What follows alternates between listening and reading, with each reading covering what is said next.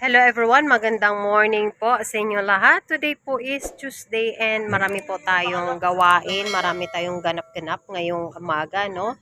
So dumating yung ating isang Marlboro, isang sako, pinalagay ko lang sa sako mga kasari, ngayon ko pa yan ayusin.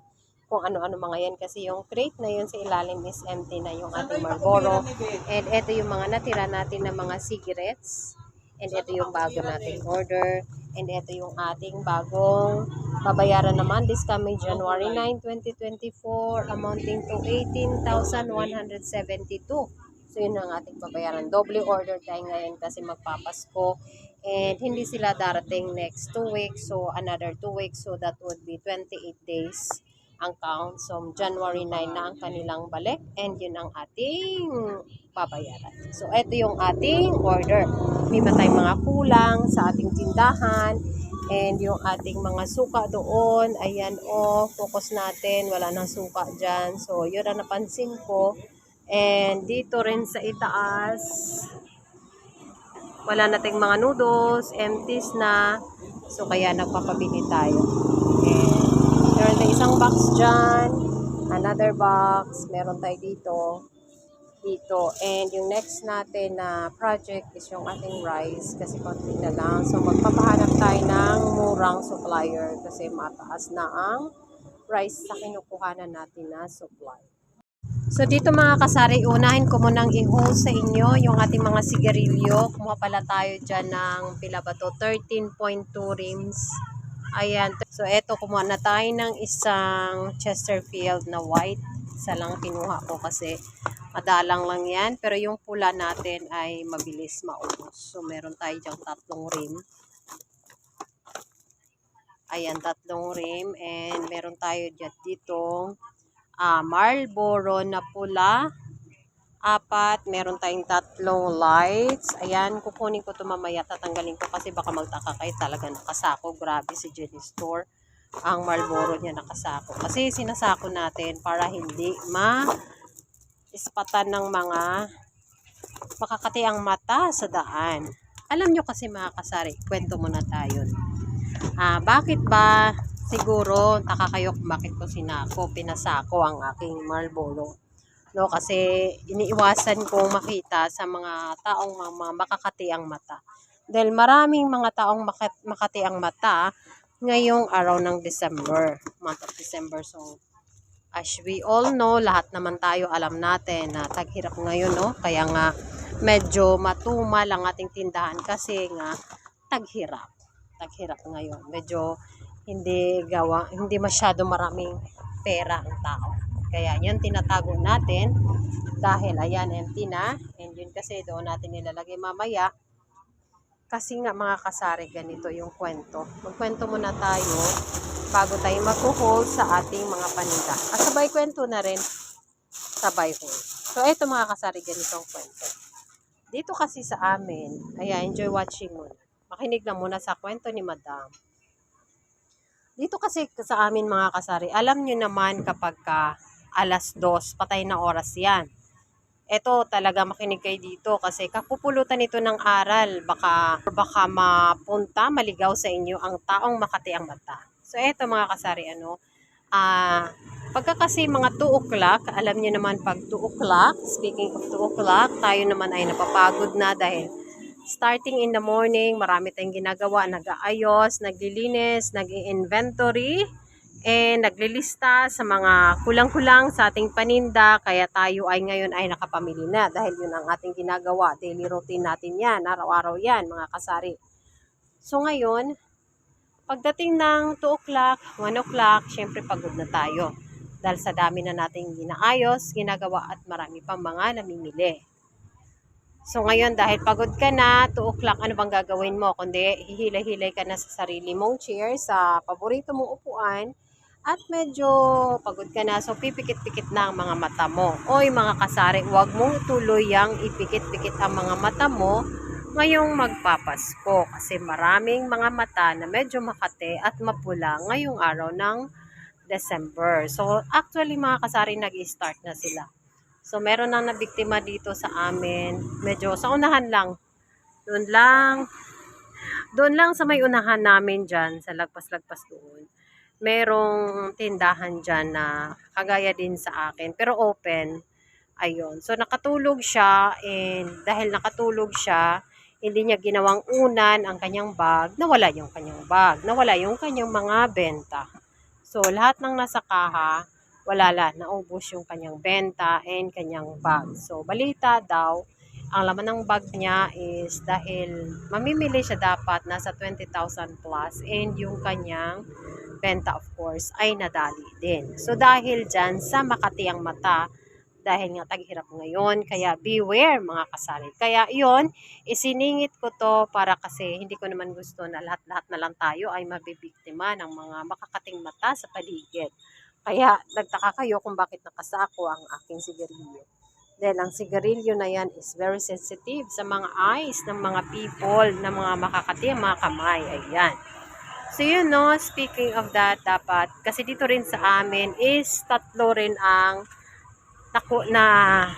kumbaga nabiktima ng mga makakating kamay, no, tatlo na sila, no. So much better nga ang ating tindahan ay merong CCTV. Ayan, kung meron tayong pa CCTV, medyo matatakot si Red Eyes na pupunta sa ating tindahan kasi nga naman naka-record ang kanilang itsura dyan sa CCTV na yan. So kaya dapat pagsikapan yung mga kasari na magkaroon nito. Kasi mura lang naman yan, ma-order sa Shopee yan. So yun no, para every now and then ma-monitor mo ang yung tindahan kung kahit sa gabi, kung meron bang pumapasok or meron na bang nag-attempt na kukuha sa yung mga paninda. So malalaman mo yan. Ayan mga kasari, no? Ayun ang aking patalastas sa vlog ko na whole on pricing. So, dapat maging maingat tayo lahat kasi nga medyo taghirap talaga sa nasabi ko na. Kaya naging matumal ang ating negosyo dahil walang masyadong pera ang tao. So, ayan. Hindi ko nila lahat. Pero we have to be kailangan alerto. Ayan, alerto lang. So dito na tayo mga kasari. Tama na yun, no? Basta siningit ko lang yon para magiging alert tayong lahat na meron palang nangunguha pag tayo ay natutulog. Ayan. So, yun, no? Nakapamili tayo ng 3,985 pesos ngayong umaga. Inutusan natin yung ating partner. So, dahil yung aking cup ay tatlo lang ang pinabili ko kasi meron pang nagmamakaawang dalawa dyan. So, ubusin muna natin yan. Dinagdagan lang natin ng tatlo kasi mahirap yung ating tricycle. Medyo giba-giba na, kaya konti lang ang pwedeng isakay. So ito, ayan yung ating napamili. Meron tayo ditong tatos. Si tatos ay tag 12 pesos ng aking bintahan mga kasari. So ayan, bumili tayo dalawang pack. Actually, gusto ko ipabili sa kanya yung mga iba-iba ko yung mga nakasabit doon sa harapan yung mga yan, kasi empties na yan. Kaso lang, wala siguro. Kaya ang napamili niya is yung si tatos. Ayan. So dito, ang ating napamili, ayan, meron tayong mga cup noodles. Ang regular ko pala nga mga cup noodles, mga kasari, ay tag 26 pesos. And ito, si Nagaraya na ganito ay 7 pesos. Ito si malaki na cup noodles ay 36 pesos. Ito naman si Boy Bawang ay 24 pesos. 24. Ayan. Ito ay 20 pesos. So, yun. And yung mga nandito pala sa box natin ay more on mga ayan o. Yung ating mga happy pants na talagang sobrang mabenta dito sa ating tindahan. So, ako naman ay dahil matumal, namimili lang ng kung ano yung mabili. Yun ang aking tips mga kasari. Kung ano yung mabenta at mabili sa panahon ng tagtumal, yun lamang ang ating ibibili. Ayan, so ito ay more on mga powder. Kasi nga, meron tayong delivery dapat sa grocery kahapon na medyo marami-rami yung order natin, pero ewan ko ba at hindi dumating. So kaya Kaysa naman mawalan tayo ng mga paninda, so nag-decide na lang ako na magpasamantalang bili kahit papano sa ating pamilihan dito sa may amin. So anyway, for redelivery daw yon. So ito pala ay laman niya ay, ayan o, silip natin. Mga condiments ito. May mga tomato sauce, may mga suka, may mga, ayan.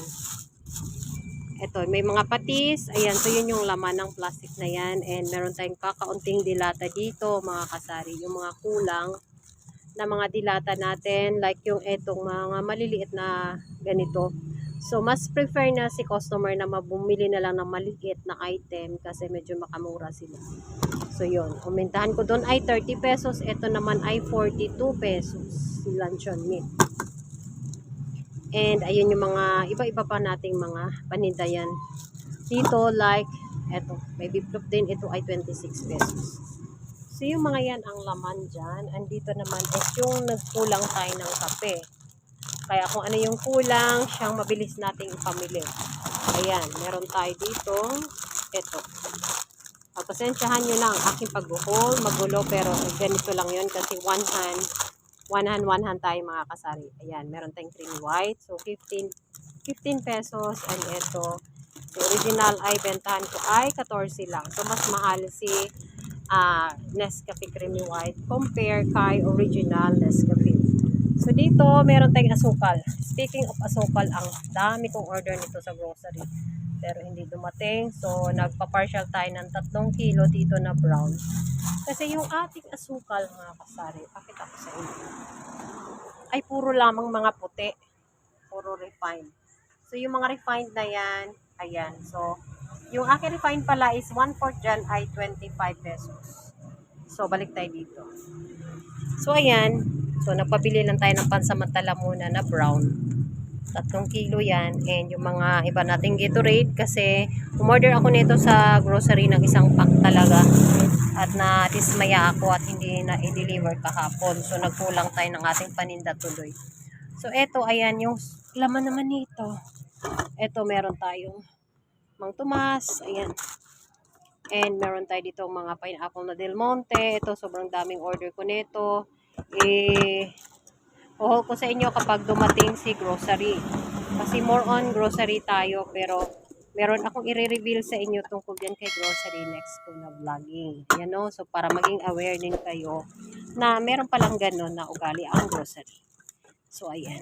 And eto is meron tayong pineapple.